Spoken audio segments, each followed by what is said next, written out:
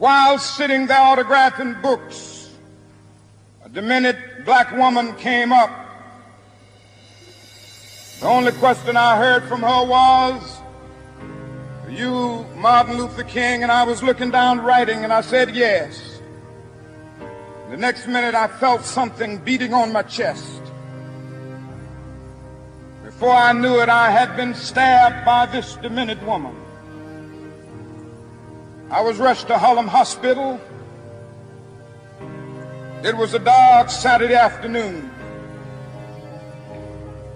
That blade had gone through, and the x-rays revealed that the tip of the blade was on the edge of my aorta, the main artery. And once that's punctured, you're drowned in your own blood. That's the end of you. It came out in the New York Times the next morning that if I had merely sneezed, I would have died.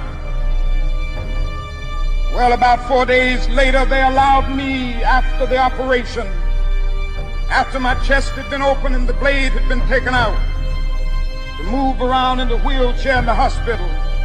They allowed me to read some of the mail that came in, and from all over the states and the world, kind letters came in. I read a few, but one of them I will never forget. I had received one from the president and the vice president. I've forgotten what those telegrams said. I'd received a visit and a letter from the governor of New York, but I've forgotten what that letter said. Yes. But there was another letter that came from a little girl, a young girl, who was a student at the White Plains High School. And I looked at that letter, and I'll never forget it. It said simply, "Dear Dr. King,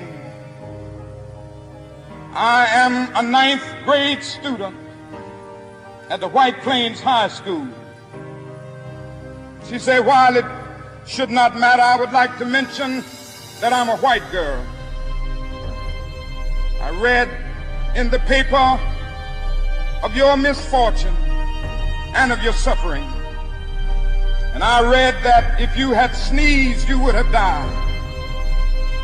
I'm simply writing you to say that I'm so happy that you didn't sneeze. I want to say tonight that I too am happy that I didn't sneeze, because if I had sneezed, I wouldn't have been around here in 1960, when students all over the South started sitting in at lunch counters. And I knew that as they were sitting in, they were really standing up for the best in the American dream, and taking the whole nation back to those great wells of democracy which were dug deep by the founding fathers in the Declaration of Independence and the Constitution. If I had sneezed, I wouldn't have been around here in 1962. The Negroes in Albany, Georgia, decided to straighten their backs up. And whenever men and women straighten their backs up, they are going somewhere, because a man can't ride your back unless it is bent. If I had sneezed,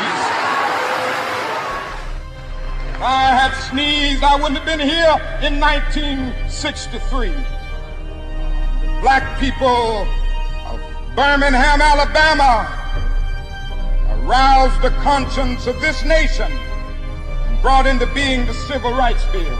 If I had sneezed, I wouldn't have had a chance later that year in August to try to tell America about a dream that I had had. If I had sneezed, I'm happy tonight. I'm not worried about anything. I'm not fearing any man. Mine eyes have seen the glory of the coming of the Lord.